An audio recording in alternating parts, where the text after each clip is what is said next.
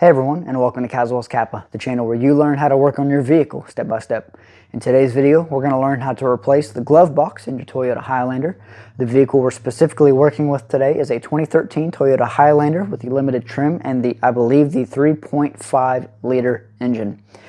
This procedure should work for any of the Toyota Highlanders from 2008 to 2013. There was a little bit of a facelift in 2010, but I believe that was mainly the front end exterior cosmetics.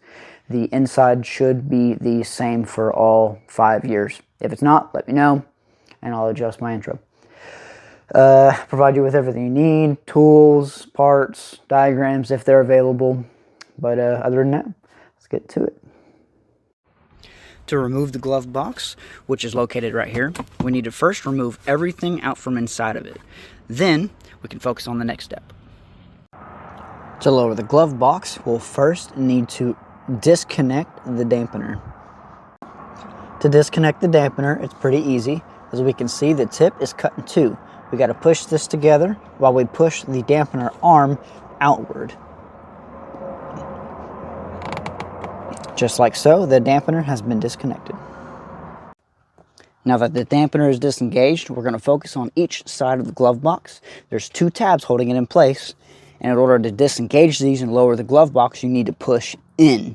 But don't push down while you're pushing out, otherwise it's going to kind of lock in on itself. The tabs will angle down and go into the side panels. So kind of lift it up a little bit, push in, then bring it down. As you can see, it's free. Bring it down a little lower, and then lift on each corner, and your glove box will slide right out.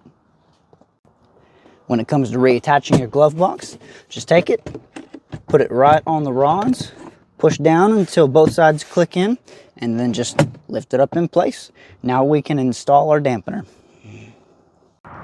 When it comes to installing the dampener arm, it's very easy. Just grab up, pull it down, and you'll slide it onto the tabs here until they pop into place. Just like that, it's in place. Take your glove box, close it, and you have completed this procedure. Thank y'all so much for checking out the video. I hope that it helped you out, that you learned something new. If you happen to have more procedures that need to be done for your vehicle, hop on over to caswellskappa.wixsite.com/caswellskappa. I hope you get a new domain soon, so it's just caswellskappa.com. That way you ain't got to type all that out.